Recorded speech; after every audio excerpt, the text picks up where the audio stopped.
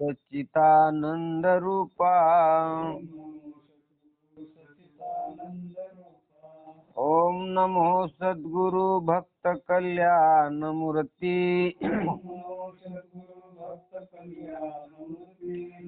ओम नमो सद्गुरु भास्कराय पूर्ण कीर्ती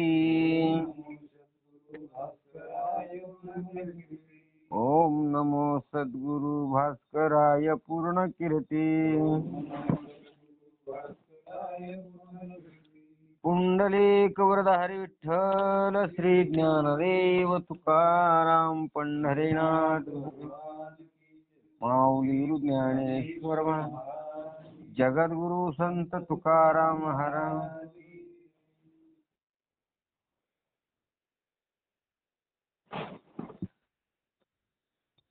तव अज्ञान त्रिशुद्धी नाही,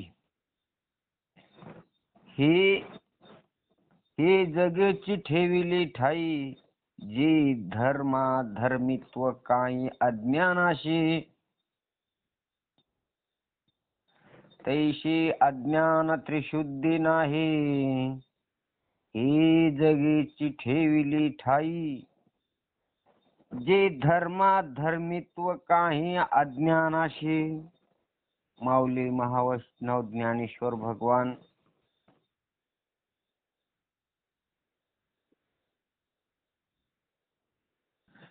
यावत जीवाच्या कल्याणासाठी, तुमच्या आमच्या उद्धारासाठी ज्ञानोबारायाने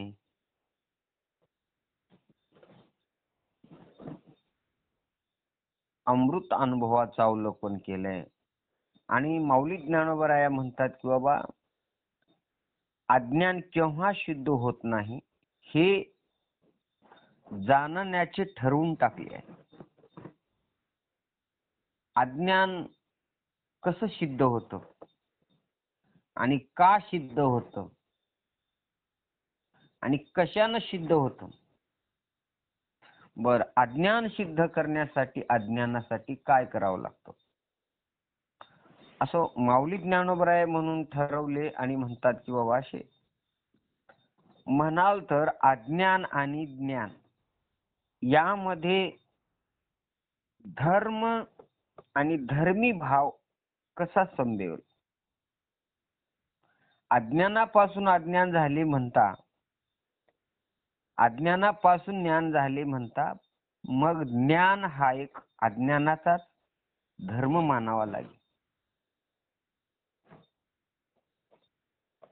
ज्ञान कोणापासून झाले? अज्ञानापासून झाले.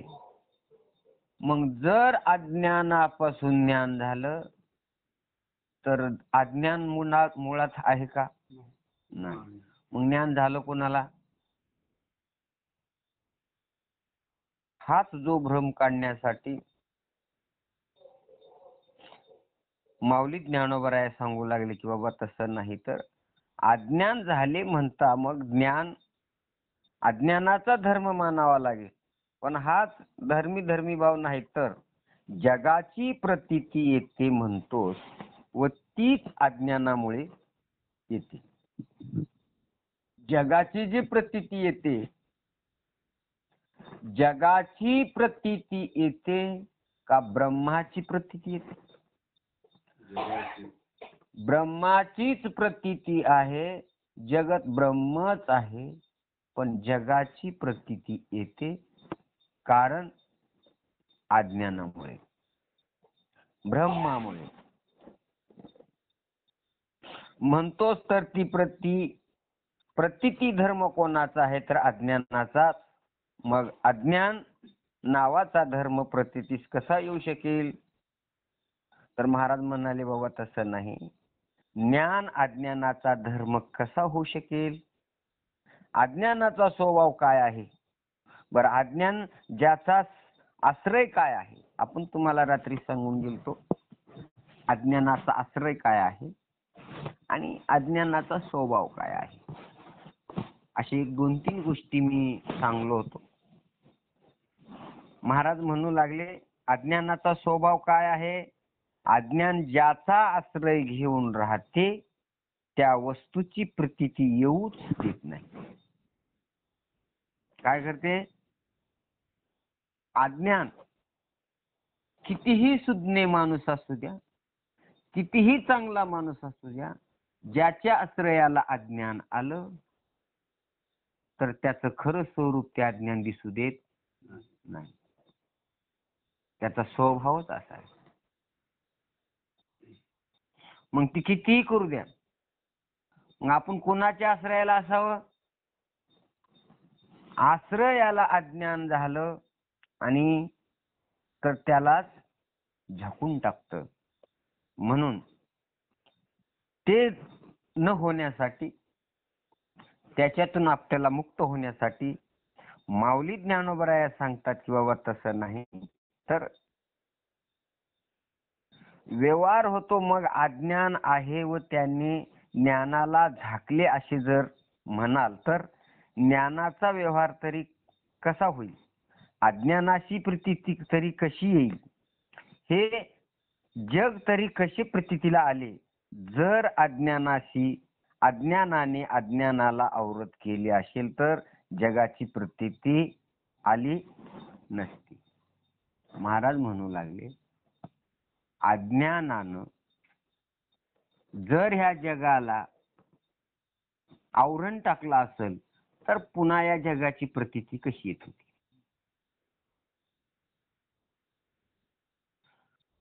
आता काय डोकं फोडून घ्यावं? मुळात तर नाही म्हणतात अज्ञान, आणि भाषा तर अज्ञानाची चर्चा चालू आहे. अज्ञानही नाही, ज्ञानही नाही, त्या दोन्हीवर झालेला भ्रम आहे. बरं का?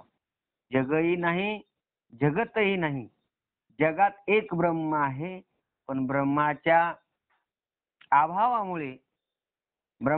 अभावामुळे या जगाची प्रतीती येते. जसं सूर्याच्या अभावामध्ये काजवे चमकतात, सोनकिडे चमकतात, आणि जसा सूर्य उदय झाला सोनकिडे चमकत नाही, काजवे चमकत नाही. तसंच ब्रह्माच्या अभावामध्ये, ज्ञानाच्या अभावामध्ये हे अज्ञान रूपी काजवे चमकतात, आणि हेच तुम्हाला भूल टाकलेली आहे असं माऊली ज्ञानोबराय म्हणतात. अरे बाबा तसं नाही, तर पण ज्या अर्थी जगाची प्रतीती येते त्या अर्थी जग प्रतीतीवरून अज्ञान नाही हे सिद्ध होते. आता जग कसं आहे म्हणले? जग कसं आहे? ज्याच्या प्रतीतीने काय प्रतीतीला आलंय? जग प्रतीतीला आले. कोणाच्या प्रतीतीने आलंय? ब्रह्माच्या. ब्रह्माच्या प्रतीतीने ब्रह्म प्रतीतीला यावं का जगत प्रतीतीला यावं? ब्रह्म प्रतीतीला यावं तर ब्रह्म का प्रतीतीला येत नाही? मग सावली कुणाची आहे? माया कुणाची आहे? ब्रह्म कोण आहे? फिरून तिथंच यावं लागते हो. मग जर हा मेळ बसला नाही, हाच मेळ काढण्यासाठी साधू संतांची गरज आहे. माऊली ज्ञानोबराय म्हणाले, तारे बाबा प्रतीतीवरून अज्ञान नाही हे सिद्ध होते, पण शिवाय ज्ञान व अज्ञान या धर्मधर्मी भाव नाही. म्हणजेच अज्ञान हा धर्म पदार्थ आहे व ज्ञान धर्मभूत पदार्थ आहे असे म्हणता येत नाही. कारण धर्मी भाव कुठे जातो तर जिथे दोन पदार्थ स्वानंद तादात्म्यात संबंध असतात तिथेच धर्म स्वभावात असतो. कोणचे? ज्ञान आणि अज्ञान हे दोन काही पदार्थ आहेत. माया आणि ब्रह्म हे दोन काही पदार्थ आहेत. जिथे हे दोन नांदतात तिथे ती तयार होतात. बर का? तलाव आहे आणि तलावामध्ये पाणी आहे.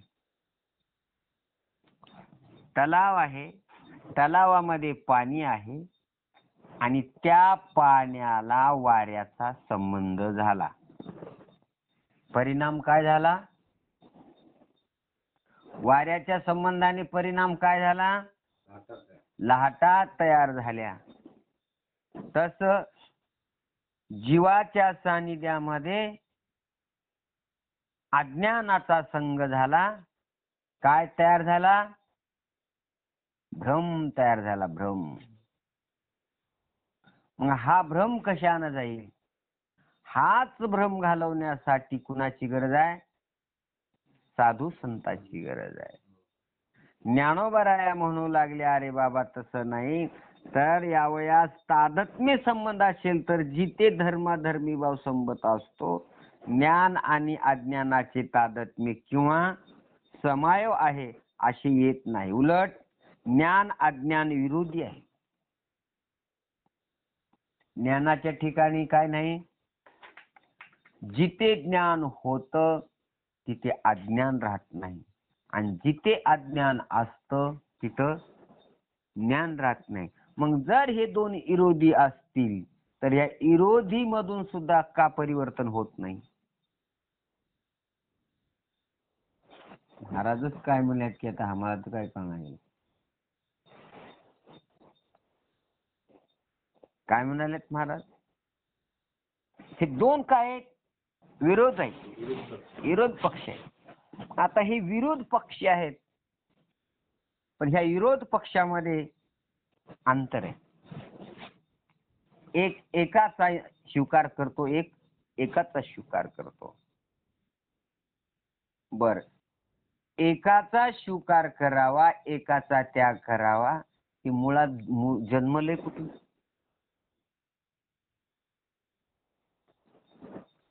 हे जे ज्ञान तुम्ही म्हणता ते जन्मले कुठून आणि कोणापासून जन्माला आले? अज्ञानापासून जन्माला आले. याचं काय तुम्ही वैभव सांगता?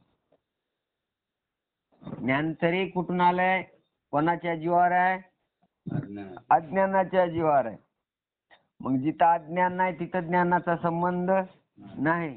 मग तुम्ही कोणाचं वर्णन करता? मग अरे बाबा हे धर्म भेदाभेद भ्रम हे सगळं बाजूला सारा, एक परमात्मा सत्य आहे आणि तोच सत्य आहे, त्याचा तुम्ही स्वीकार करा असं माऊली ज्ञानोबराय म्हणतात. आणि पुन्हा खूप छान दृष्टांत दिला ज्ञानोबरायांनी. म्हणतात की बाबा, का जळा मोतीवी राखोंडिया दीपूजी, तरी ज्ञान धर्म होय अज्ञानाचा. माऊली ज्ञानोबराय म्हणू लागले, मोती जाळावा, मोती जाळात उत्पन्न करतो काय?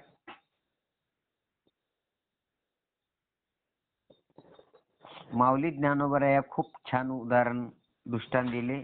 काय म्हणतात? मोती आहेत, मोती ते कसे उत्पन्न होतात माहितीये?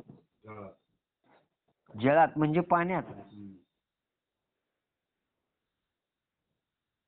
जळात उत्पन्न करतो काय? तर राखोंडी पासून दिवा लागतो काय? कोण्या पाण्यापासून? मेघाच्या पाण्यापासून. शिंपल्यात पडल्याच्या नंतर त्याचे काय होतात? मोती होतात. आणि तेच पाणी सर्पाच्या मुखात पडलं तर काय होते? विष होते. तसं बसण्याचे जे धर्म आहेत, घेण्याचे जे धर्म आहेत, त्याच्यावरून अवलंबून. मग ज्याचा आश्रय केला त्याला झाकून टाकते. तेच पाणी सर्पाचा आश्रय केला विष बनून संपून टाकतं. तेच पाणी शिपल्याचा आश्रय केला मोती बनले. माऊली ज्ञानोबराय मग सांगतात, अरे बाबा, जर एखादी राखुंडी घेतली, राखुंडी कोळसा जळालाय आणि त्याच्यात तर तुम्ही दिवा लावायचा ठरला तर दिवा लागेल? लागेल? लागू शकत नाही. मग तुम्ही अज्ञान अज्ञान ज्ञान ज्ञान म्हणून बसला. अरे ज्ञान कोणाचं आहे? लाकडाचा कोळसा आहे.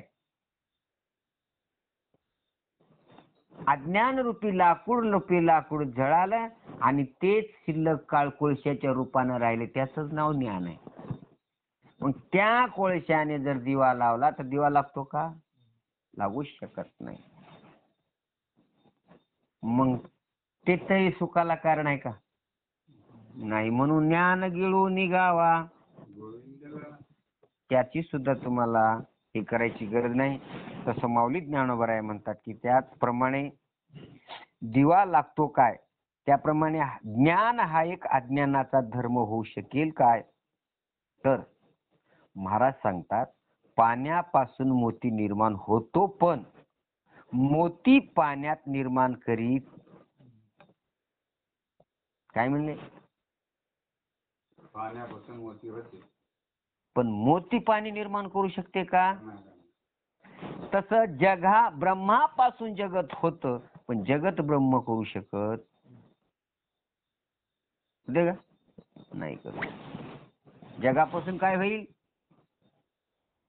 ब्रह्मापासून जगत होतं, पण जगतापासून ब्रह्म होऊ शकत नाही. जसं मोती पाण्यापासून होते, पाणी मोती तयार करतो, पण मोतीला पाणी तयार करता येत नाही. परिसाला लकोंडाला सोनं करता येतं, पण त्यालाच परीस करता येत नाही. तसंच ज्ञान अज्ञान घालवता येईल, पण ब्रह्म दाखवता येत नाही.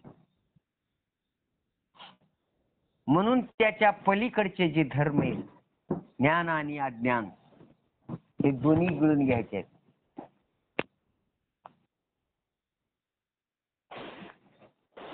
माऊली ज्ञानोबराय म्हणतात की बाबा, राखोंडी कधी दिवा लावला नाही, जर गोष्ट होत असली तर मग मात्र अज्ञानापासून ज्ञान उत्पन्न झाले असे समजा. तुम्ही लई ज्ञानापासून अज्ञानापासून ज्ञानच म्हणता म्हणले, तर तुम्हाला जर खरं करायचं असेल ना, तर जर कोळशापासून दिवा लागत असेल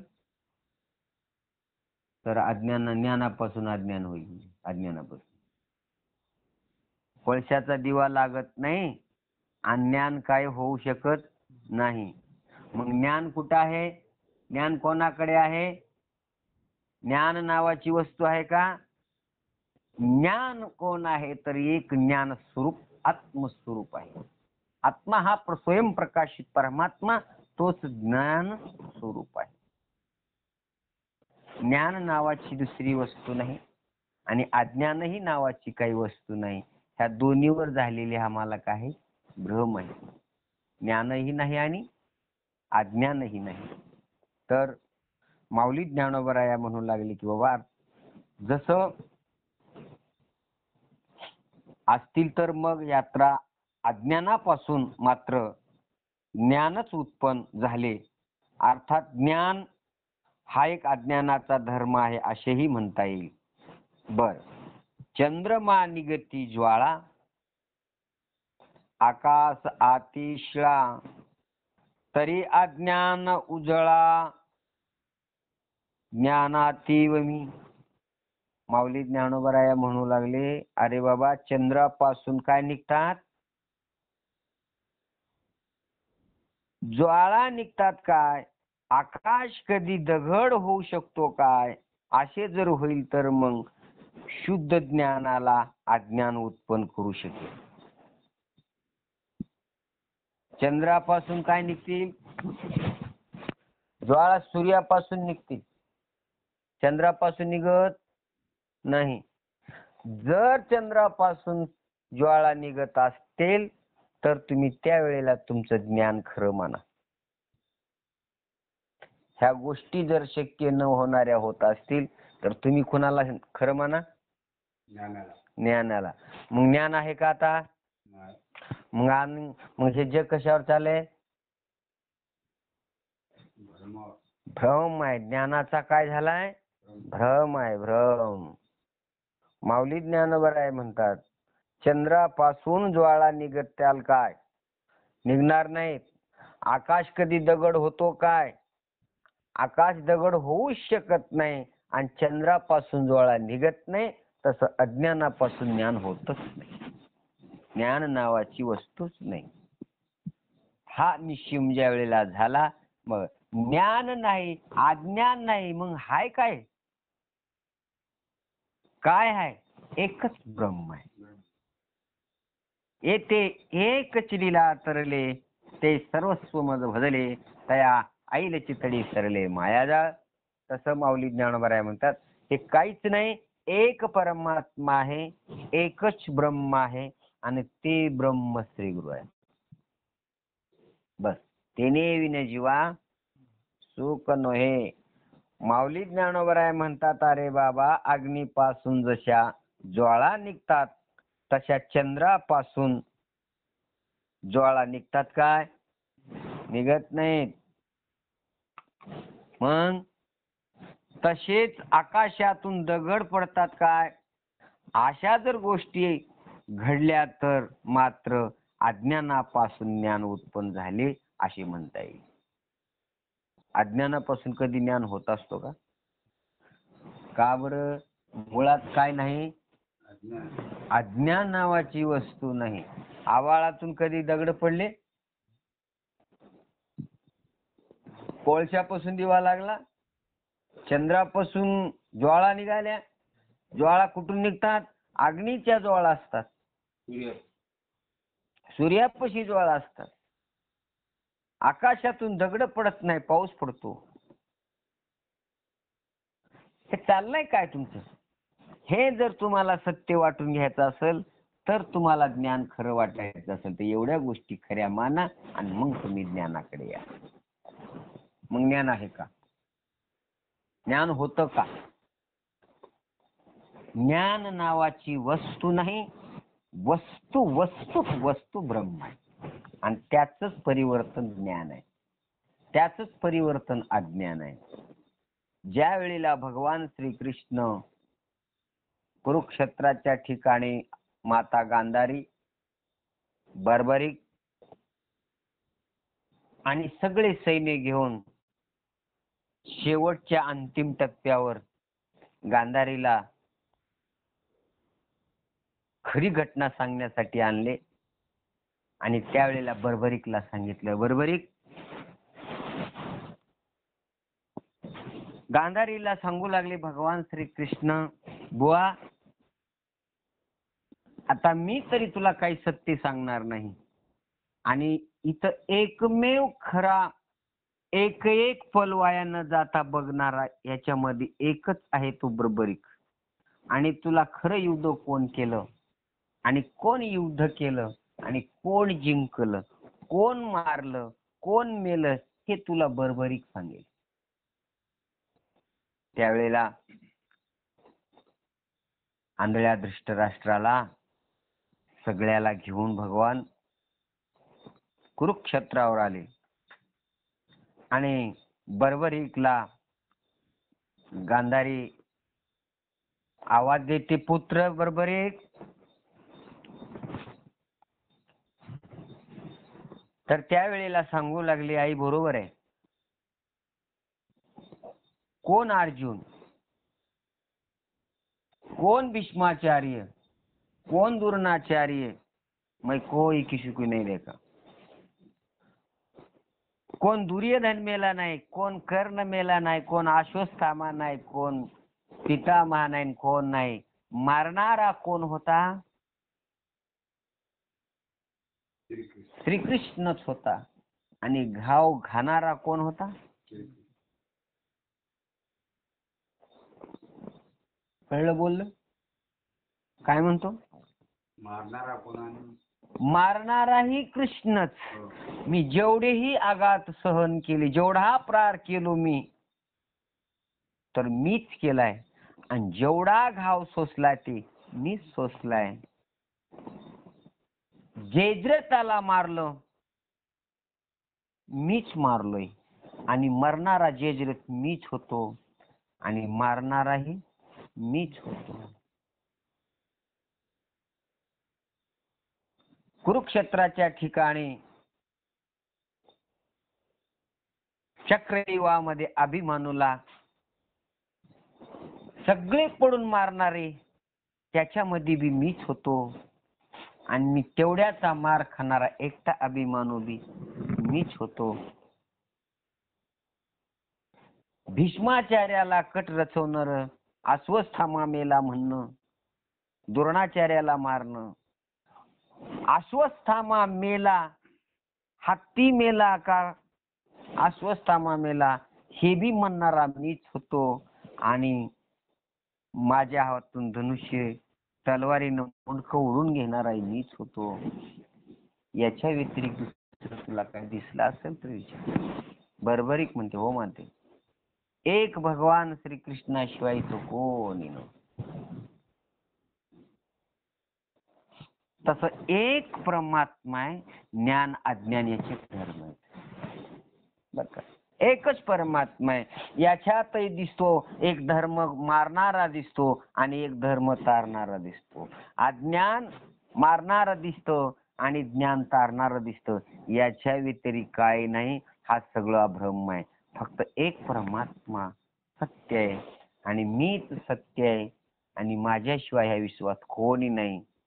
त्यावेळेला भगवान श्रीकृष्ण बोलत असताना कुंतीने जो श्राप दिला होता त्यावेळेला तिने क्षमा मागितली. माझ्या मुलाच्या पुत्रमोहाने मी भयकून गेले आणि कुळाला शाप देऊन बसलो. देवा, तुझ्या शापाने माझं कुळ शापित होत नाही आणि कुणाच्या शापाने कुणाचं कुळ नाश होत नाही. त्याला कारण एक आहे, नीती. ज्याचे कर्म त्याला हे भोगावंच लागतं. जो धर्म सोडतो, जो नीती सोडतो, जो आचार सोडतो, मोठ्याचा आधार सोडतो, तर त्याला हे भोगावंच लागतं. म्हणून भर सभेमध्ये पहिलं पांचाळीचं वस्त्रहरण झालं, नीती भ्रष्ट झाली. दुसरी गोष्ट भगवान श्रीकृष्णाचा अपमान झाला. तिसरी गोष्ट विधूर काकाचा महान संतांचा अपमान झाला. अशा काही गोष्टी अधर्माला कारण घडल्या. म्हणून 18 क्षणी दळभार मरून गेलं. त्याच्यासाठी बाबा ह्याला कारणीभूत कोण असेल? एकच परमात्मा ईश्वर आहे आणि त्याच्या सत्तेनं हे सगळं होतं, त्याच्या इच्छेनं हे सगळं होतं आणि त्यानेच करू शकतो. हे बाकी कोणाला करता येत नाही. तसं ज्ञान कोणतं नाही आणि अज्ञान कोणी नाही. मी कोणी नाही आणि तुम्ही कोणी नाही. फक्त माझं आणि मी हे ज्या दिवशी आपण ठरवसाल, मी ज्या वेळेला कळतो त्यावेळेला माझं कळतं. मी कोण आहे करावा विचार आणि म्हणे ज्ञानेश्वर निवृत्तीचा. अशा प्रकारे माऊली ज्ञानोबराय सांगू लागली की बाबा तसं आकाशातून दगड पडतात, काय पडू शकत नाहीत. अशा गोष्टी होऊ शकत नाहीत. मात्र अज्ञानापासून ज्ञान उत्पन्न झाले असे म्हणता येईल काय? शक्यच नाही. अज्ञानापासून ज्ञान होतं का? अज्ञानापासून ज्ञान नाही. ज्ञान गुरुपाशी आहे आणि गुरुपाशी ज्ञान आहे. गुरु म्हणजेच ब्रह्म आहे. ब्रह्म म्हणजेच निराकार परमात्मा आहे. ही ज्या वेळेला वृत्ती होईल, या वेळेला ही स्थिती ज्याच्या अंतःकरणात उतरेल, तोच त्या ब्रह्म सभेमध्ये अशा सिंहासनावर विराजमान होईल. कशा सिंहासनावर? ब्रह्मसभेमध्ये तशा महात्म्याला असंच सिंहासन भेटतं. तरी सिंहासन भेटतं आणि वरी पण सिंहासन भेटतं. पण का भेटत नाही? तर अधर्माच्या नादात लागलो, ब्रह्माच्या नादात लागलो, नको त्याच्या टवऱ्या याच्या त्याच्या नादामध्ये पडून मार्ग भटकत गेलो आणि त्याच्यामुळे दुःखाला कारण झालं. तर भगवान श्रीकृष्ण म्हणतात बाबा, अरे या जगतामध्ये एक परमात्मा वाचून दुसरी वस्तू नाही. फक्त ह्या नीतीचा व्यवहार आहे. जग चाललंय हे ब्रह्मात चाललंय, स्वप्न आहे. तुमच्या प्रारब्धानुसार चाललेला आहे. पण प्रारब्ध जसं चालत असेल तुम्ही तसंच चला. पण अंतःकरणामध्ये प्रभूविषयी आस्था असावी, प्रभूविषयी स्मरण असावं. हजारो कटकटी येतात, हजारो टेन्शन येतात, काही बी जरी आलं तर त्याच्यावर सगळं समर्पित करून टाकून द्या. तुमचं सगळं घेऊन तुम्हाला मुक्कामाला घेऊन गेल्याशिवाय राहणार नाही. पण हाक मात्र अंतःकरणापासून मारावी लागेल. त्याला अंतःकरणापासून हाक मारा, हाक वाया जाणार नाही. असा हा परमात्मा आहे.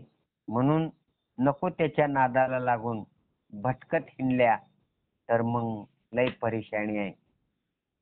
आपण कितीतरी पाहतो, काय काय पाहतो, हे सगळं सगळं लबाड आहे, काय नाही. फक्त आम्हाला झालेला भ्रम आहे, पडलेलं स्वप्न आहे. ज्या वेळेला स्वप्नातून जागी झाल्याच्या नंतर सगळं काही खरं दिसतं. तसं तुम्ही आम्ही स्वप्नात आहोत. स्वप्नातून जागे व्हा, तुम्हाला असंच सिंहासन मिळेल, वर पण मिळेल. आणि देव लोक तुमच्या पूजेला राहतील.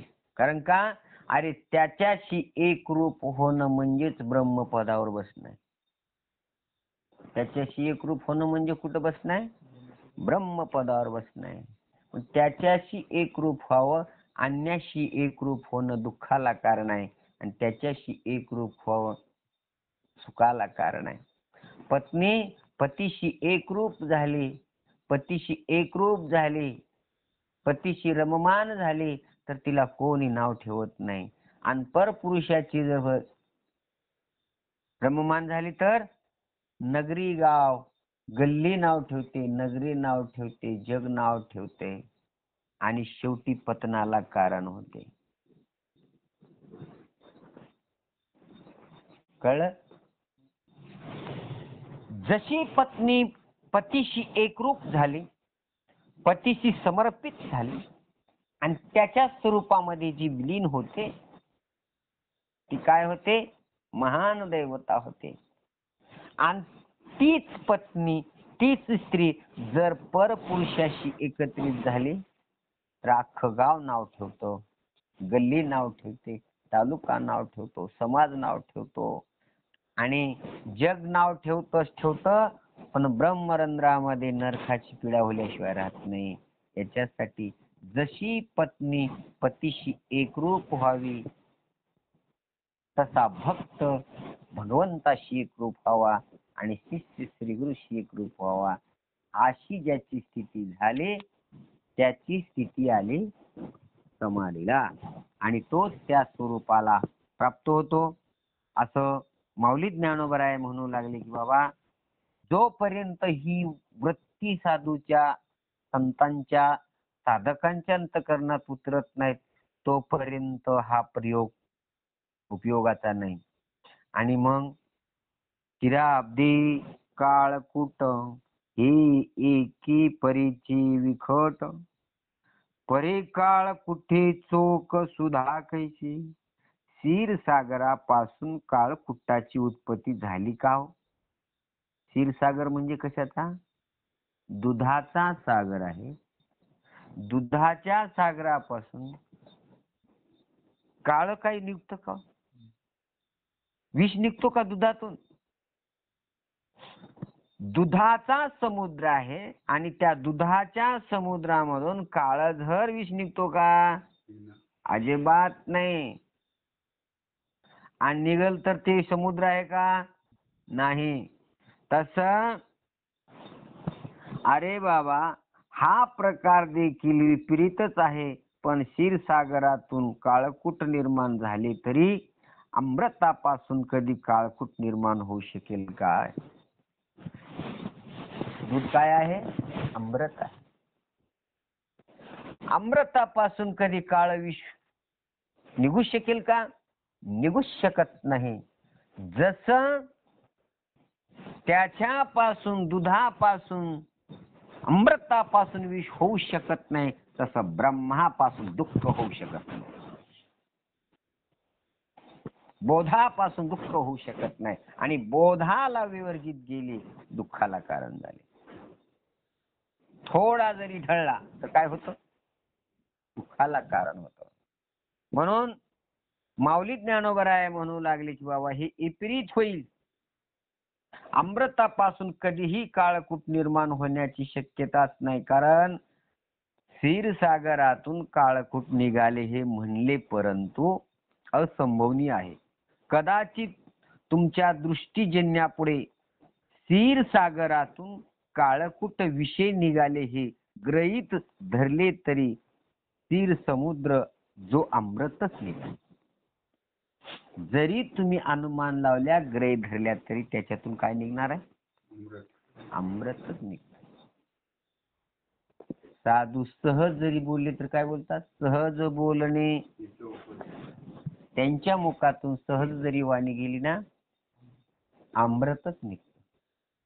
आणि साधूची वाचा खोटी होत नसते. म्हणून समुद्रातून काही निघल, समुद्रातून निघल पण क्षीरसागरातून निघत. समुद्रातून काय काय निघालं? 14 रत्न निघाले, मग दारू निघाले, जहर निघाली, बाई निघाले, ऐरावत निघाला, रत्न निघाले, ते समुद्रातून निघाले. पण क्षीरसागरातून काहीच निघालं नाही. क्षीरसागरात काहीही नाही, अमृताशिवाय दुसरं काही नाही. तसंच ब्रह्मापाशी बोधाशिवाय काही नाही, सुखाशिवाय काही नाही. तसं साधू जवळ, श्री गुरु जवळ, देवाजवळ सुखाशिवाय काही नाही. त्याच्या व्यतिरिक्त जर तुम्ही बाजूला जर राहिले तर मग तुम्हाला दुःख आहे. मग समुद्रात जर फिरायला गेले तर मग तुम्हाला सर्व काही मिळेल. पण क्षीर समुद्राला जर क्षीरसागराला गेले, क्षीरसागरा ते शयना, भगवान कुठे आहेत? क्षीरसागरात आहेत. क्षीर म्हणजे दूध, दुधाच्या समुद्रामध्ये आहेत. दुधाच्या समुद्रामध्ये विष नाही. तसं ब्रह्मापाशी दुःख नाही आणि श्री गुरुपाशी सुद्धा दुःख नाही. जो श्री गुरुला शरण जातो, जो श्री गुरुला अनन्य भावनेने भजतो, तोच त्या पदाला प्राप्त होतो आणि मग ब्रह्मसुखावर तो डुलत राहतो. काय म्हणले? आनंद निर्भय डुल्लत तसे. तो आनंदाने निर्भयपणाने तो डुल्लत असतो. मग त्याला कशाचं भय? काय नाही. भगवान श्रीकृष्ण अर्जुनाला ज्ञानोबराय पुन्हा म्हणू लागले की बाबा अरे विष निघाले असे गृहीत धरले तरी क्षीर समुद्रातून जसे अमृत निघाले तसेच त्या काळकुट्ट विषयातून सुद्धा अमृत कधी निघेल काय? काळकुट्टातून अमृत निघाले हे जर असंभव, क्षीर समुद्र विषय निघाले हे संभव काय? नाही नाही. काळकुट्टातून विषय निघाले हे निश्चय. अज्ञान म्हणजेच काळकुट विष आहे. अज्ञान म्हणजे काय आहे? काळकुट विष आहे. आणि जो विष घेतो तो सुखी होतो का? मग जो विषयाचा अंगीकार करतो, जो विषयाच्या सानिध्यात राहतो तो सुखी राहतो? तो तर सुखी नाहीच, पण दुसऱ्याला सुद्धा सुखी होऊ देत नाही. त्याचे धर्म आहे. आपण तर सुखी नाहीच, पण दुसऱ्यालाही सुखी होऊ देत नाही. पण तसं मग आम्हाला काय ठरवायचंय? दुःख घ्यायचंय की सुख घ्यायचंय? दुःखाची निवृत्ती जर करायची असेल, परमानंदाची जर प्राप्ती करायची असेल तर माऊली ज्ञानोबराया तुकोबराया सांगतात, सुखवशे हेची ठाई बहुपायी संतांच्या, मनोनिया केला वास नाही नास ती ठाया. तिथं नाश नाही. अशा साधूच्या चरणावर नतमस्तक व्हा आणि नुसतं बघून न, उपाधीला बघून नाही, आत अंतर्मुख वृत्ती करून ब्रह्मरंध्रामध्ये जाऊन अंतर्मुख वृत्ती करून त्या प्रभूला हाक मारा, श्री गुरुला हाक मारा आणि जसा हाक मारसाल तसा तुमचा दशम दरवाजा उघडेल आणि परब्रह्म परमात्म्याचा साक्षात्कार होतो. म्हणून आमची वृत्तीच लीन होत नाही. वृत्ती लीन होण्याचा विषय आम्हाला समजला नाही. आम्ही नको त्याच्या भानगडीत पडून राहिलो, नको त्या भानगडी डोक्यात ठेवलो, नको त्या कटकटी डोक्यात ठेवतो, नको ते घेतो आणि वावरत राहतो. धृतराष्ट्रही वावरत होता. धृतराष्ट्र काय कमी ज्ञानी नव्हता. खूप विदुराचे कितीतरी त्यांनी प्रवचन ऐकले. विदुराचे प्रवचन ऐकले, दुर्वास ऋषीचे प्रवचन ऐकले, व्यास मुनीचे प्रवचन ऐकले. भगवान श्रीकृष्ण द्वारकेला हस्तिनापूरला आले म्हणजे हस्तिनापूर सजून ठेवायचे. इतका मोठा माणूस, पण गुण. तस माणसं तितक्या पुरते सज्जन होऊ नये. प्रवचनापुरते सज्जन नसावे, ऐकण्यापुरते सज्जन नसावे. सदा सर्व काळ त्याच्यामध्ये मग्न राहावं आणि मगच त्याला खऱ्या परमार्थाची चव कळते आणि तो ब्रह्माचा सखा होतो, प्रभूचा सखा होतो आणि तोच सखा त्याचे सगळं संकष्ट निवारून टाकतो, काय ठेवत नाही. मग न सांगता करी सर्व काम. त्याला काम सांगायची गरज नाही, तो स्वतः काम करतो. पण काय होतं, आमचं अजून आम्हाला खरा पत्ताच कळला नाही. आम्ही खऱ्या मुकामाला पोहोचलोच नाही. आम्ही त्याच्यावर जाण्याचा प्रयत्न केला नाही आणि प्रयत्नासाठी आमची तळमळ नाही, धडपड नाही, काय नाही. जोपर्यंत आम्ही त्याच्याशी धडपड करणार नाही, आम्ही त्याच्याशी तळमळ करणार नाही आणि त्याच्यासाठीच आम्ही जर लावलो पणाला, तर तो परमात्मा साक्षात्कार झाल्याशिवाय राहत नाही. पण आम्ही त्याचा काही पण लावला नाही, आम्ही दुसऱ्याचेच पण लावित राहिलो आणि आयुष्य फुकट गेलं.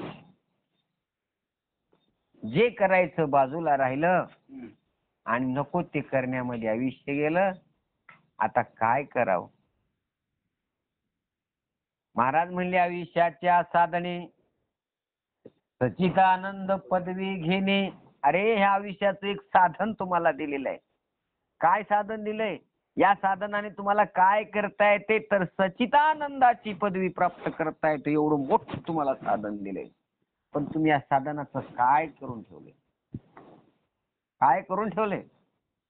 एवढं मोठं साधन दिलं आणि या साधनाचा वापर चुकीचा झाल्यामुळं घाताला कारण.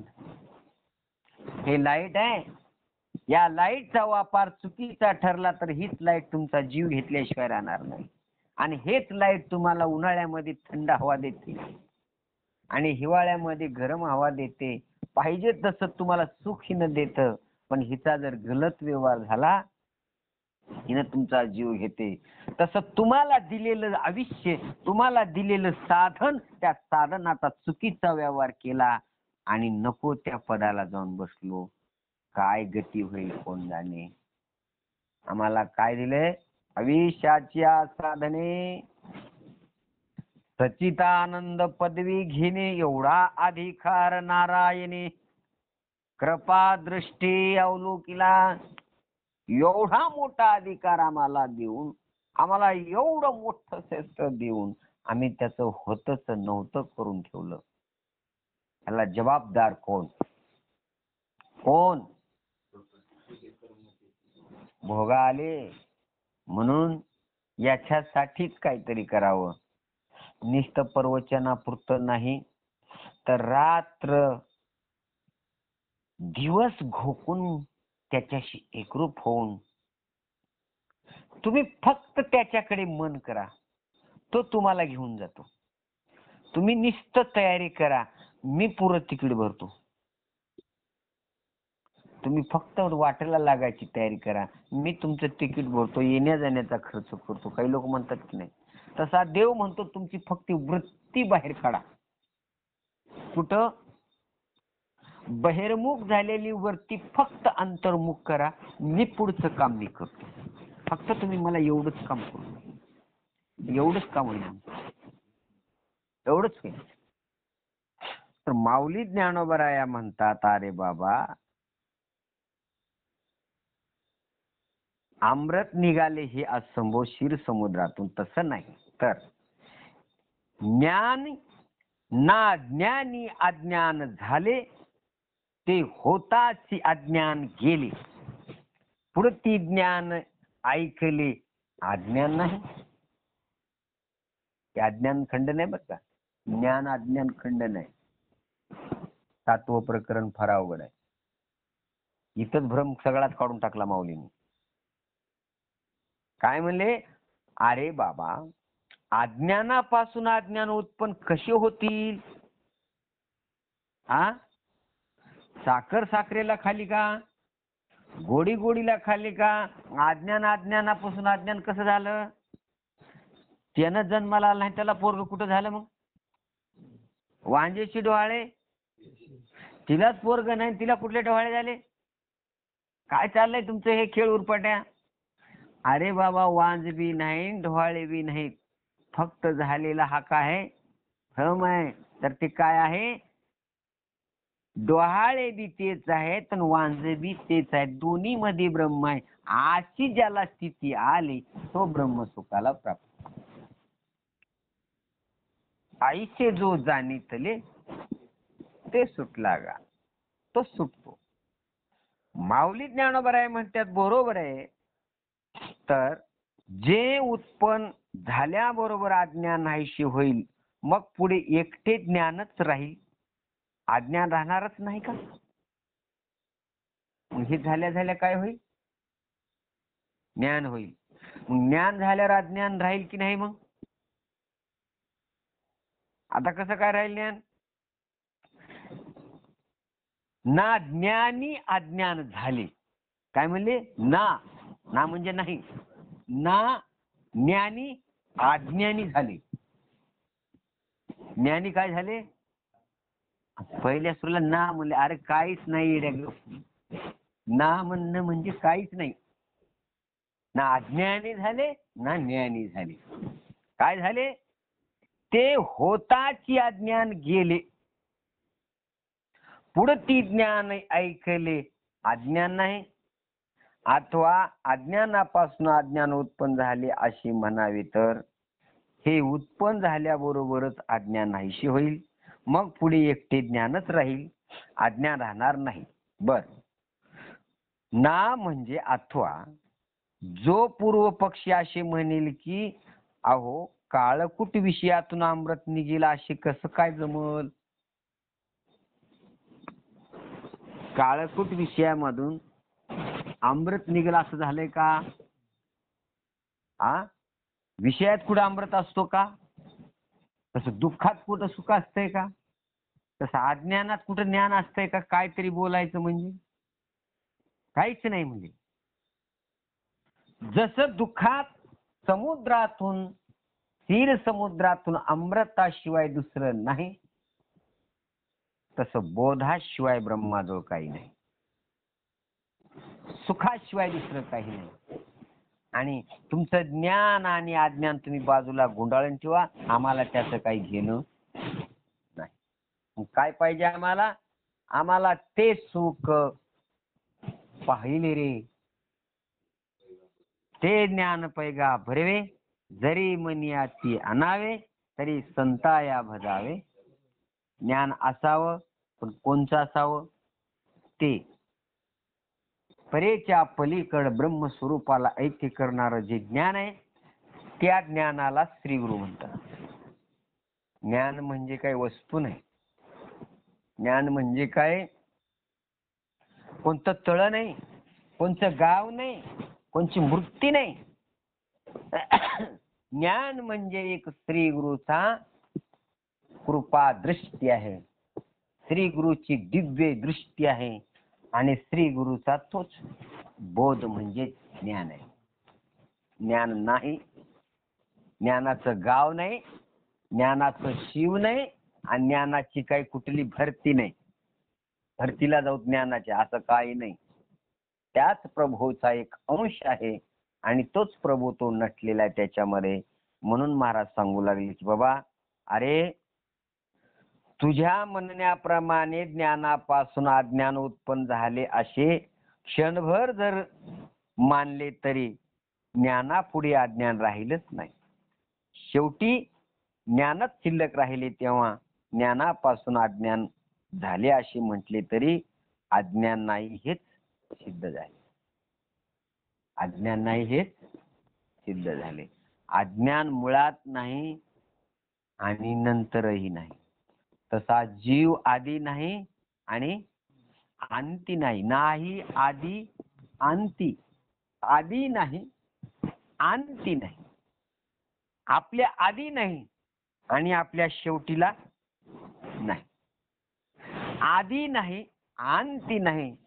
नाही आधी अंती अवसान. तर मग काय? वेरते माईक दुःखाची जनते. हे दुःखाला कारण आहे. तुम्ही ज्याचा विचार करता ते येरते आहे. तुम्ही ज्याच्यावर विचार करता, ज्याच्यावर जगता, ज्याच्या सानिध्यात राहता ते वेरते माईक. दुःखाची जनती. जनती म्हणजे दुःखाला जन्म देणारी. जनती म्हणजे अर्थ काय होतो? जन्म देणारी, दुःखाला विविणारी. ती दुःखाची जननी आहे. दुःखाची जनती. नाही आधी अंती अवसान. हे दुःखाला जन्म देणारी आहेत. दुःखाला जन्म देणारी आहे. म्हणून तुम्ही याच्या नादाला लागू नका. तुम्ही एक करा तर त्याच प्रभूशी एकरूप व्हा, तर तुमचा खरा सुखाचा संसार होईल. आणि पुढे माऊली ज्ञानोबा खूप खूप छान बोलतात. अरे बाबा, मुळात अज्ञान, त्याच्यावर ज्ञान व त्याच्या व्यवहार होणे शक्य नाही. कारण घट ज्ञान म्हणण्यात ज्ञानानेच घटाची सिद्धी केली. घटाची सिद्धी कोणी केली? ज्ञानाने. मग ज्ञान कशाचं झालंय? घटाचं झालंय. घट म्हणजे काय आहे? घट कशाचा आहे? मग आता आम्हाला घटाची प्रतीती येण्यासाठी आम्हाला आधी कशाचा स्वीकार करावा लागेल? चांगलं डोकं लावा बरं इथं. घट कशाचा आहे? मातीचा आहे. मग आता घट माती आहे का मातीचा घट आहे? घटाची माती आहे, मातीचा घट आहे. आम्ही माती घेतली का घट घेतला? घटाला पाहतो का मातीला पाहतो? घटाला पाहतो. अधिष्ठान काय आहे? मग आम्ही माती पाहतो का घट पाहतो? घट पाहतो. माती पाहू शकत नाही. जोपर्यंत माती माती कळली नाही त्यावेळेला घटाचं ज्ञान कळणार. तसं ब्रह्म ब्रह्म कळलं नाही तसं जगाचं ज्ञान कळणार नाही. तुमचं ज्ञान असं आहे. तुम्ही काय पाहता? उपाधीवर पाहता. उपाधी माझी गुप्त काय आहे हे पहा. या उपाधी माझी गुप्त. गुप्त काय आहे? तर माती आहे. त्या मातीचं काय झालंय? परिवर्तन केलंय. त्या मातीवर काय केलंय? परिवर्तन झालंय. कशाचं परिवर्तन झालंय? त्या मातीचा चिकोल केला आणि त्या चिखलाला भाजून घेतलं. आता तेच माती माती राहिली नाही, घट झाला तर नाही. मग तुम्ही घटाला पाहता का पुन्हा मातीला पाहता? घटाला पाहता. पण घट तो घट नाही, माती आहे. मग इथंच भूल झाली आमची. आम्ही घटाच्याच नादात राहिलो आणि माती विसरून गेलो. तसं जगाच्या नादात लागलो, ब्रह्म विसरून गेलो. व्यवहाराच्या नादात लागलो, प्रपंचाच्या नादात लागलो आणि ब्रह्मसुख अंतरून गेलो. काय झालं? घटाच्या नादाला लागलो. घटात काय आहे? अरे ज्या घटाचं काय झालं तर परिवर्तन केलं. परिवर्तन जसं कुंभाराच्या मार्फत झालं तसं श्री गुरुच्या मार्फत बोधाचं परिवर्तन झालं आणि तोच जीव नसून तो बोधाला प्राप्त होतो. आता तो काय राहतो? अरे ज्या मातीचा आणि पाण्याचा संबंध झाला तर चिखोल होता. जरी वाळली तरी पाणी पडलं तरी चिखोल, म्हणजे त्याच्यामध्ये क्षय तयार होतो, विकार तयार होतो. पण जसा विकाराचा नाश केला कुंभाराने, काय केला? त्याच विकाराला भाजून त्याच्यातला विकार जाळून टाकला. आणि आता विकार जाळून टाकला, 1000 वर्ष पाण्यात ठेवा, काही उपयोग, परिणाम काही नाही. तसा 1000 वर्ष किती दुःख येऊ द्या, दुःखाला जुमानीत नाही. कितीही पाण्यात राहू द्या, घागरीच्या घागरीत भरून ठेवा, थंड पाणी देईल पण तो विघळणार नाही. तसा 1000 वर्ष जरी गेले तर त्याच्या चित्तावर परिणाम होणार नाही. तो पाणीच देणार, ब्रह्मसुखच उपभोगणार. कळलं का नाही कळलं? ज्या चिखलावर परिवर्तन कुंभाराने केलं आणि तेच परिवर्तन भाजून केलं, भाजल्याला मडकं पुन्हा कितीही पाण्यात ठेवा, कितीही पाणी सोडा, परिणाम पाणीच देईल, दुःख देणार. आणि त्याच मातीवर पाणी टाका, चिखल सगळा राडा करून टाकेल. पण त्या कुंभाराने, श्रीगुरु रूपी कुंभाराने त्याच्यावर परिवर्तन केलं, त्याच्यावर क्रिया केली आणि क्रिया करून तो भाजून केलेला आहे. पुन्हा जन्म मरण नाही. आणि श्री गुरुने त्याला भाजलं, बोधाच्या मार्फत भाजलं, भाजून त्याच्यामध्ये पुन्हा काना वचनाचे स्वेची पैका क्रिटी. मग आता त्याच्यामध्ये काय भरलंय? नाम अमृत. कधी प्या, किती पाऊस पडू द्या, परिणाम कधीच परिणाम होणार नाही. त्या पाण्याने तो खट झिजत नाही, कारण का? तो भाजल्या गेलेला आहे, त्याच्यावर परिवर्तन झालेलं आहे. तसं साधूच्या मार्फत परिवर्तन झालं, त्याच्यावर प्रक्रिया झाल्या, तो कितीही जरी दुःख आलं, कितीही उन्हाळे आले, कितीही पावसाळा आले, त्याला काही माहित नाही, त्याला कशाच घेणे नाही. तो सदा सुखी असतो. आणि किती पाण्यात ठेवा, ज्याचा पाण्याचा त्याचा पजिबा जमना, पण तो त्याच पाण्याला झिलून शोषून घेतो, अनेकासाठी ते पाणी भरून देतो. ते खट म्हणतात. आपण तर पितो, अनेकासाठी भरून राहतो. ते परिवर्तन आहे. तसं साधूच्या ठिकाणी झालेले हे भाव आहेत. साधूच्या मार्फत झालेला घट, झालेला जीव साधूच्या ठिकाणी आला, साधूच्या चरणावर नतमस्तक झाला, तर तो काय राहत नाही? माती ठेवत नाही. कुंभार काय करतो? मातीला माती ठेवत नाही, पण माती शिवाय राहू शकत, पण मातीला माती ठेवत नाही, त्याचं परिवर्तन होतं. तसं जीवाला साधू जीव ठेवत नाही, तर जीवाला काय करतो? देव करतो. साधू काय करतो? जसा कुंभार मातीला माती ठेवत नाही, तसा साधू जीवाला जीव ठेवत नाही, तर ब्रह्म करतो. मग अशा ठिकाणी तुमचं अज्ञान असेल का? नाही. तर माऊली ज्ञानोबराय म्हणतात, बाबा रे, कारण घट ज्ञान म्हणजे ज्ञानाचे घटाची सिद्धी केली, घट ज्ञानाची सिद्धी कशी करल?